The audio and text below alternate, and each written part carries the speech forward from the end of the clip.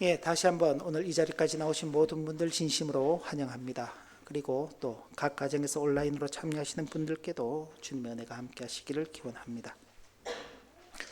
예, 오늘 우리가 읽은 본문의 말씀은 크게 먼저 좀 생각해 보면은 우리가 어떤 존재가 되어야 하는가에 대해서 먼저 말씀을 주고 있습니다. 우리가 어떤 존재가 되어야 하느냐에 대해서는 너희는 하나님을 본받는 자가 되라 라고 표현할 수 있을 것입니다.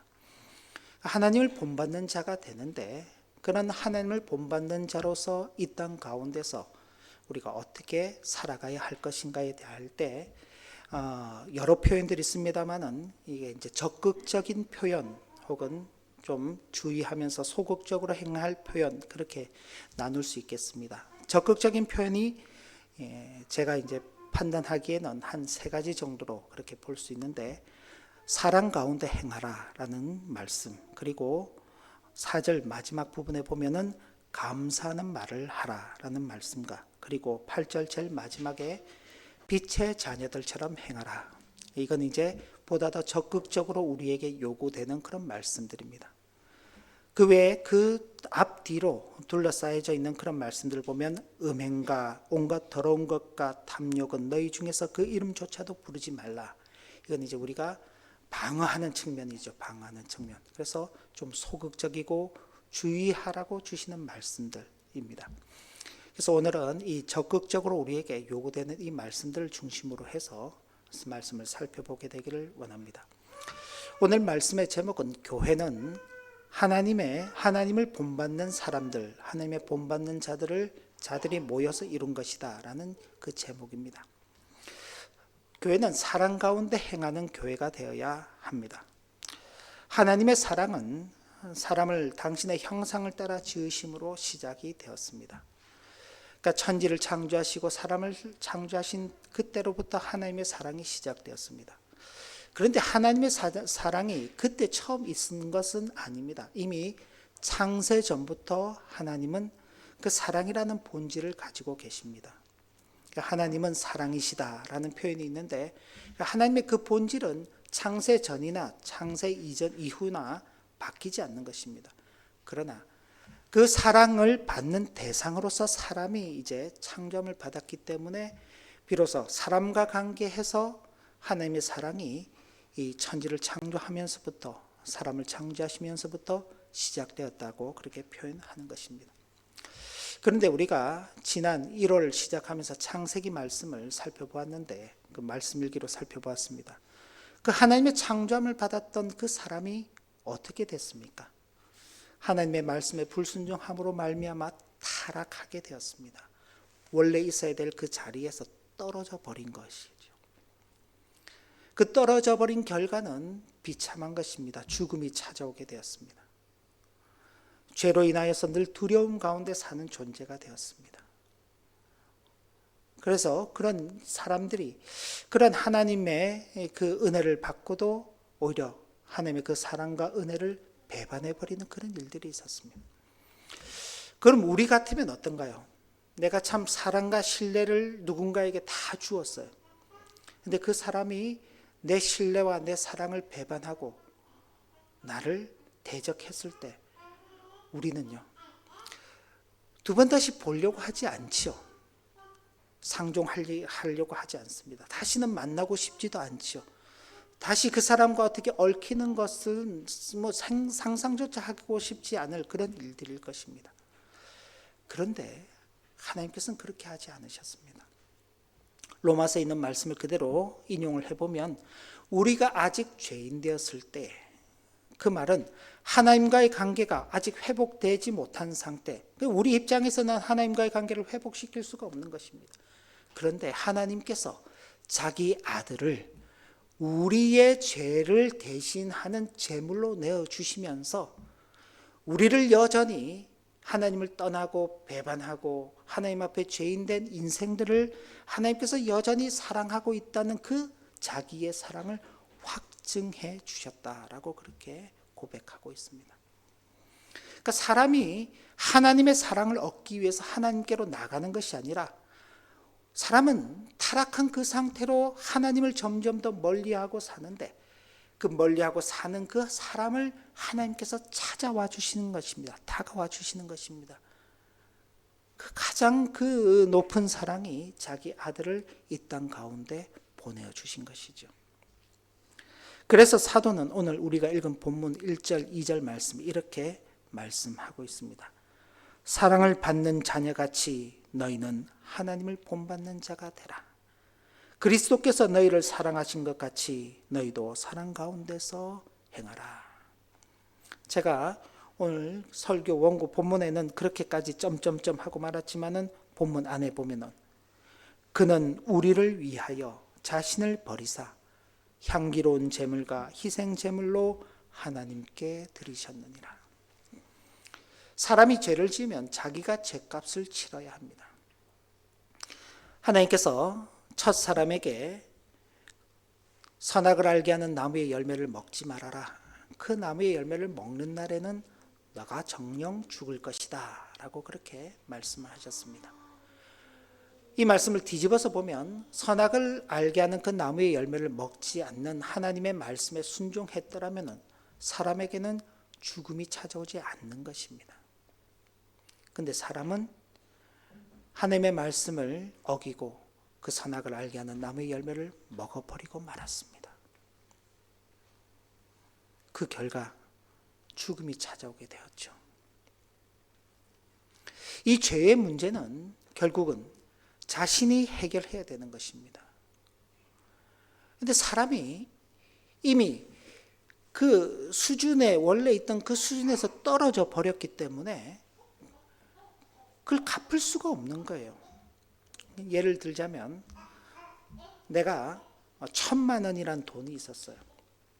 근데 그 1,000만 원을 다 잃어버리고 오히려 빚이 1,000만 원이 늘었어요. 1,000만 원이 없어져서 뻥언이 된 게 아니라 오히려 빚이 1,000만 원이 늘었어요. 그런데 내가 아는 누군가가 돈이 필요하다 그러면 내가 해줄 수 있는 게 있나요? 없어요. 남을 위해서도 해줄 수 있는 게 없어요. 나를 위해서도 할 수 있는 게 있나요? 나를 위해서도 할 수 있는 게 없습니다. 그죠? 왜? 빚만 1,000만 원이 있으니까. 뭐 한간에는 빚도 재산이라고 뭐 그렇게 말을 해서 뭐 빚을 내서 쓰는 사람들도 있는데 그건 인간 사회 속에서 가능한 이야기고 하나님 앞에서는 그런 게 불가능한 겁니다. 사람이 자기 죄값을 치르지 못하는데 하나님께서 당신의 아들 예수 그리스도를 우리를 대신해서 보내시고 향기로운 제물이 되시고 희생의 제물이 되게 하셔서 하나님께 드린 것입니다. 우리의 죄값을 대신 치르셨어요. 그러면서 우리에게 뭐라고 하느냐? 너희는 그런 사랑을 받는 자녀들이다. 그러니 하나님을 섬기는 자답게 하나님을 따르는 자답게 살아야 되지 않겠느냐라고 말씀하는 것입니다. 여기 하나님을 본받는 자라고 말할 때 그 본받는다는 것은 모방한다는 표현도 될 수 있고 따라간다, 닮아간다라는 그런 표현이 되겠습니다. 하나님을 닮아가는 것입니다. 하나님을 모방하는 것입니다. 그런데 어떻게? 사랑 안에서 행하는 것입니다. 우리는 하나님의 사랑을 받은 자녀들입니다. 그러므로 하나님을 본받는 자로서 사랑 가운데 행하는 것이 우리의 마땅한 자세입니다. 하나님을 본받는 자가 되라. 그러면서 사랑 가운데 행하라. 그러니까 이게 명령처럼 들립니다. 그런데 그건 명령이 아니라 그 내용을 보면 우리로 하여금 이런 복된 자리가 있는데 이런 자리로 나오는 것이 마땅하지 않겠냐라고 그렇게 이야기하는 것입니다. 하나님의 사랑을 받은 자답게 하나님의 그 사랑 안에서 살아갈 수 있는 그 은혜를 주시는 것이죠. 하나님을 본받는다는 것은 하나님의 속성, 하나님의 성품, 그것을 본받는 것입니다. 하나님은 형체가 없으신 분이시기 때문에 우리가 뭐 하나님의 모양을 닮을 수도 없어요. 하나님이 우리에게 직접 나타나셔서 나는 이런 존재니까 잘 보고 배워라, 따라와라 그렇게 말씀하지 않으세요. 하나님은 자신을 우리가 이렇게 보고 있는 이런 성경 말씀 속에서 자신을 알리시는데 그 성경 말씀 속에서 우리는 하나님이 어떤 분이신가를 알아가게 되는 것입니다. 그런 것 중에 어떤 것이 있느냐?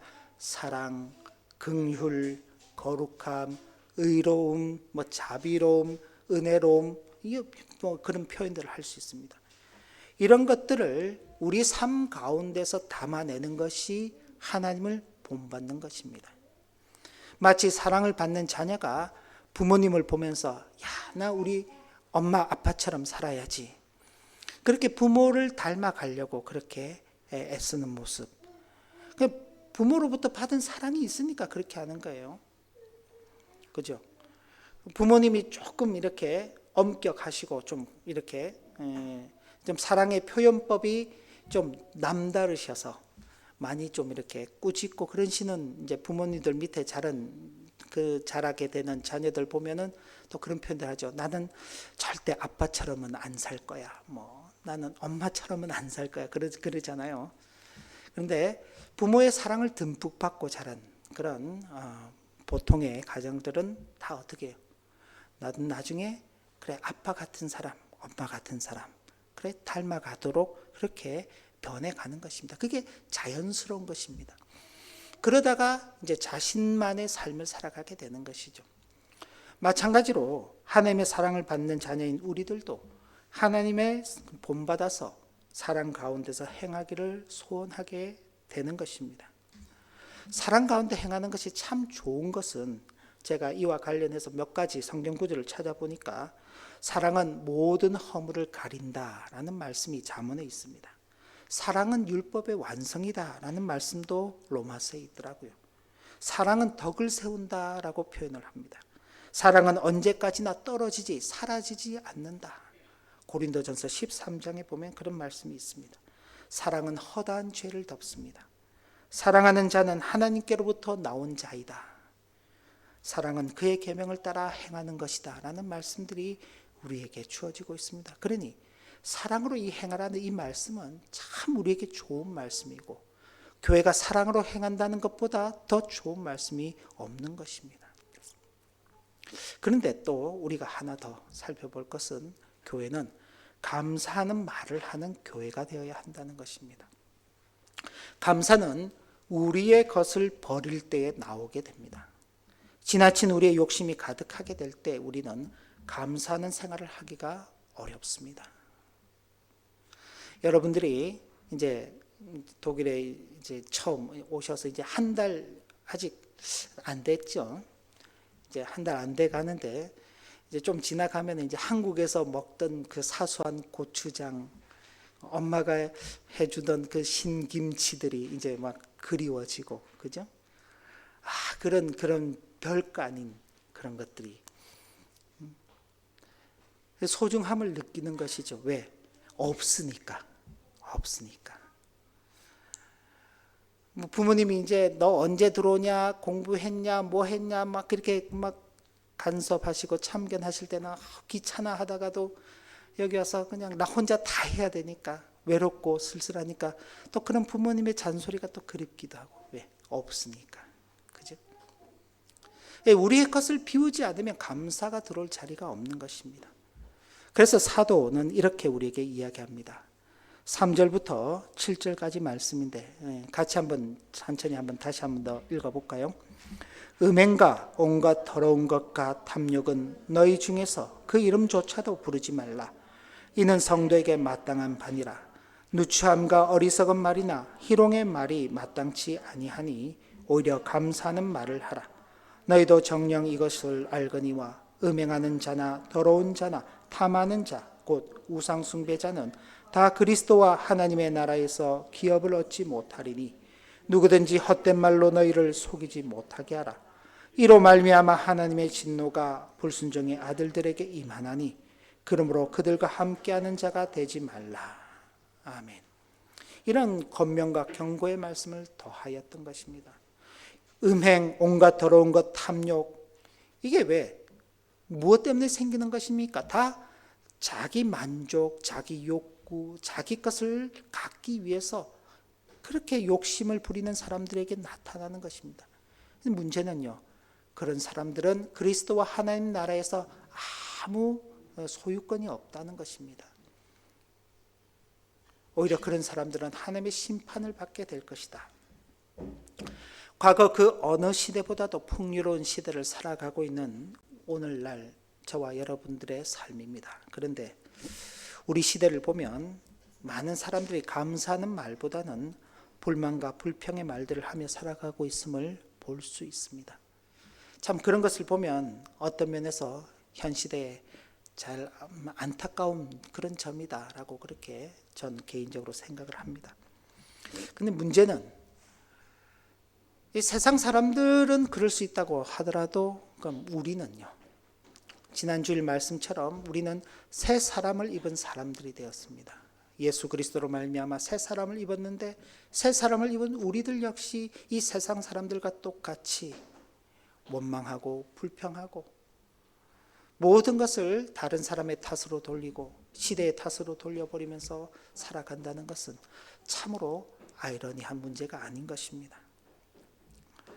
하나님의 것이 우리 속을 채우게 될 때야 비로소 우리는 세상의 것들을 버릴 수 있습니다. 그래서 우리를 한 분 하나님 안에 있게 하시고 그리스도의 선물인 성령 하나님을 주시고 하나님의 아들을 믿는 것과 아는 일에 하나가 되어 온전한 사람을 이루어 그리스도의 장성한 분량이 충만한 데까지 이르게 하시며 옛 사람을 벗어버리고 새 사람을 입게 하신 것입니다. 우리의 것을 버리고 하나님 것을 채우기 위해서 하나님께서 우리에게 역사해 주신 것입니다. 이게 에베소서 4장 전체에서 다루고 있는 내용입니다.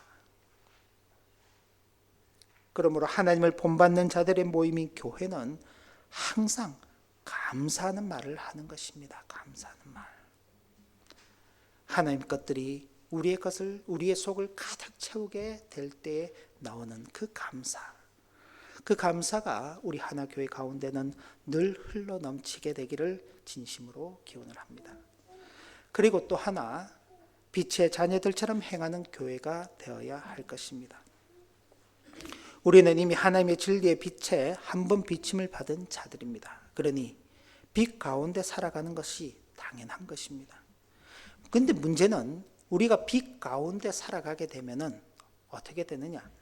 빛에 다가갈수록 우리의 죄와 허물이 더욱 뚜렷하게 드러나게 되는 것입니다. 자, 여러분들이 아침에 일어나서 이제 씻지 않은 상태로 있을 때 커튼을 이제 우리는 다 커튼을 이제 여기서 치고 자잖아요. 커튼을 쳐놓은 상태로 가서 거울을 보면은요. 그렇게 내 몰골이 나쁘지 않다 이렇게 보이죠, 그죠? 뭐 괜찮아, 그죠? 근데 불을 켜고 커튼을 열고 밝은 빛 가운데 이제 딱 보게 되면은요. 오늘 얼굴이 왜 이래, 그죠? 왜? 그건 다른 게 아니라 이제 빛 가운데 보기 때문에 나의 이제 본 모습을 그렇게 확인하게 되는 것입니다.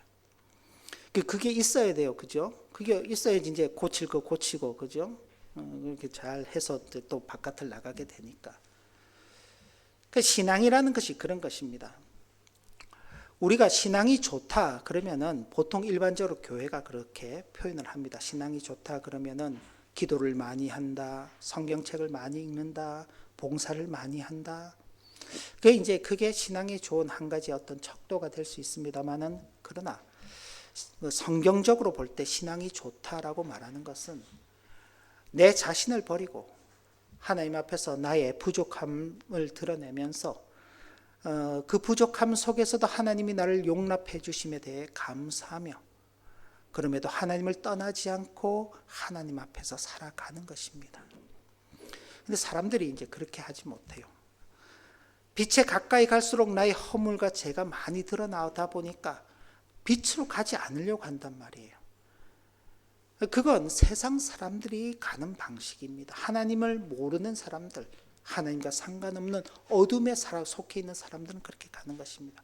그러나 우리는 하나님 앞에 가까이 갈수록 우리의 죄와 허물이 드러나는 것이 분명합니다. 왜냐하면 하나님은 우리를 비춰주시는 거울이기 때문에 그렇습니다. 우리가 우리의 인격, 우리의 속 사람을 제대로 보기 위해서는 눈앞에 펼쳐져 있는 거울을 아무리 본다고 해서 그 거울이 우리의 속 사람을 비춰주지 않습니다. 우리의 속 사람은 하나님 앞에 설 때에만 바르게 비춰져 보이는 것입니다.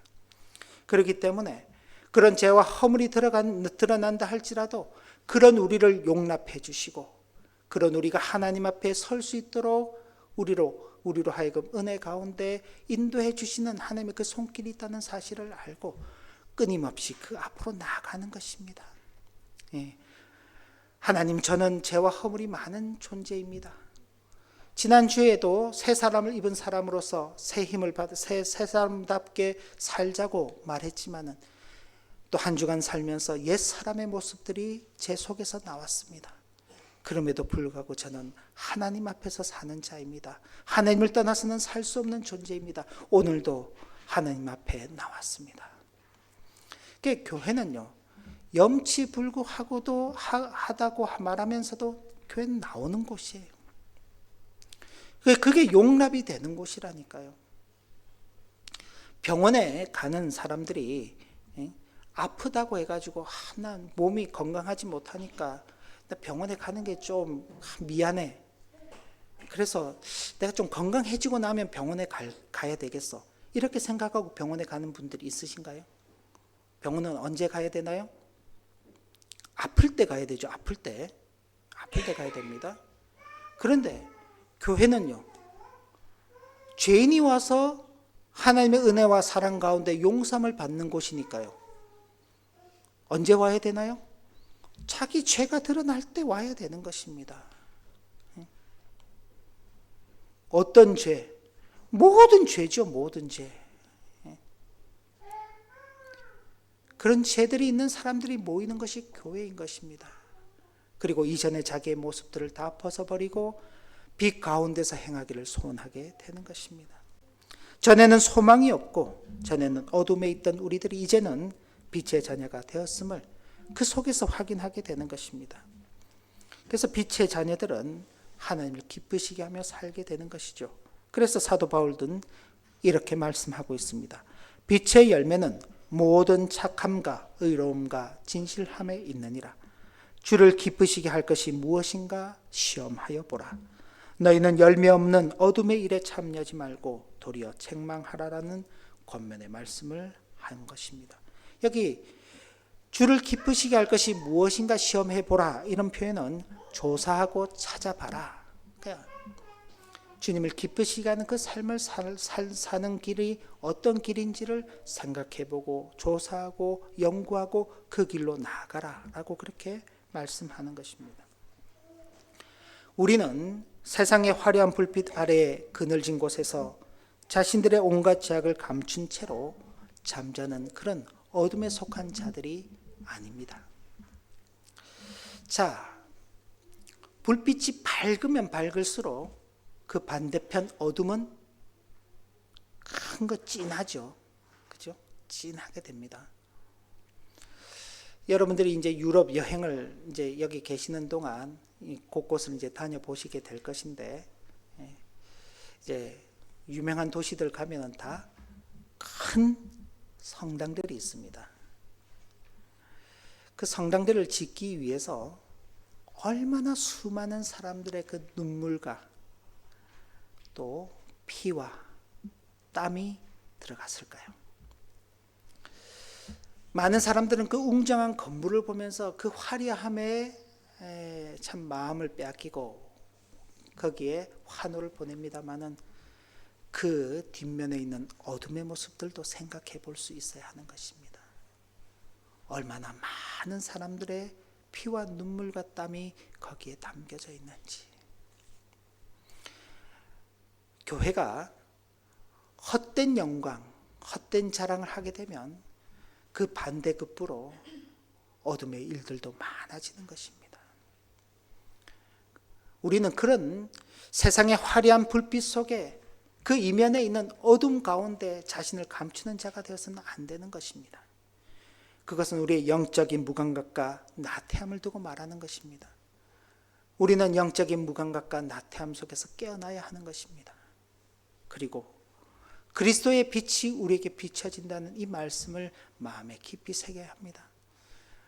14절 말씀을 보면 그리스도께서 너희에게 비추시리라 라고 그렇게 말씀하고 있습니다. 이 말씀은 한편으로는 약속의 말씀입니다. 이제는 빛에 속하여서 빛을 따라 빛의 자녀답게 행하기를 소원하는 너희들의 그 길 위에 그리스도께서 등불이 되어서 비춰주신다. 그리스도께서 함께 하시고 동행하시고 도와주시고 은혜를 베풀어 주셔서 빛의 자녀답게 살게 하실 것이다. 한편은 약속입니다. 다른 한편으로는요, 경고의 말씀입니다.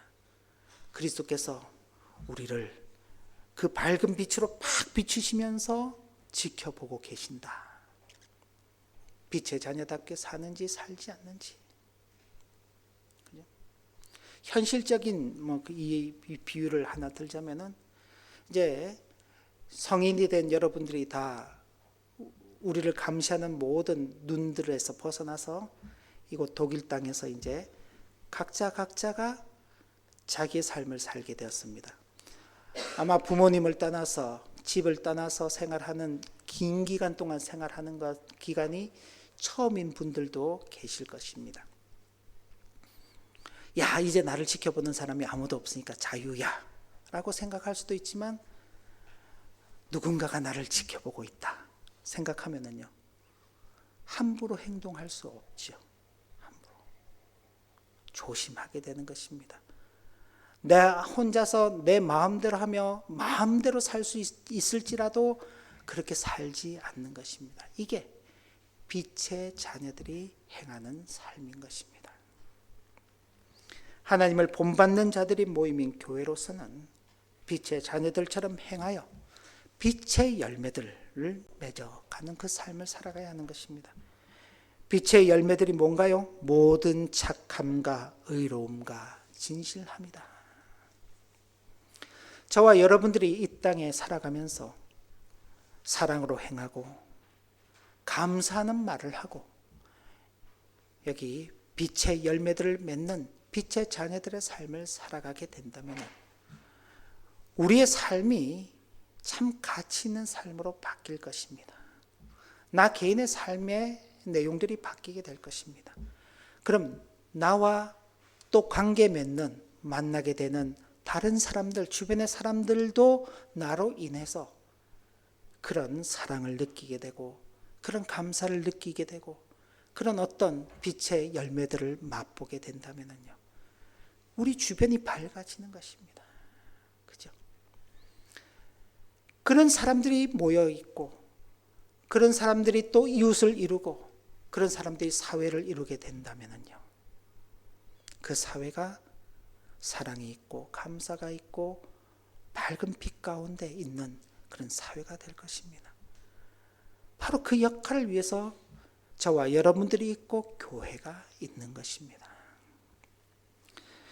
어떻게 사는 것이 하나님을 본받는 자의 삶이며 그런 자들이 모인 교회는 어떤 교회가 되어야 할 것인지에 대한 진지한 고민이 저와 여러분들에게 있기를 바랍니다. 그리고 하나님께서 허락하신 시대를 살아가면서 감사하는 말을 함으로 또 빛의 자녀들처럼 행함으로 우리의 신앙의 열매를 맺어가는 교회 성도 되시기를 주님의 이름으로 기원합니다.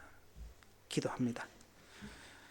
하나님 아버지, 오늘도 주신 교훈의 말씀을 마음에 새기며 하나님 앞에서 하나님을 본받는 교회, 본받는 성도로서 사랑으로 행하며 감사하는 말을 하며 빛의 자녀답게 행하는 우리의 복된 일생 걸음이 되도록 인도하여 주옵소서. 예수님의 이름으로 기도 올리옵나이다. 아멘.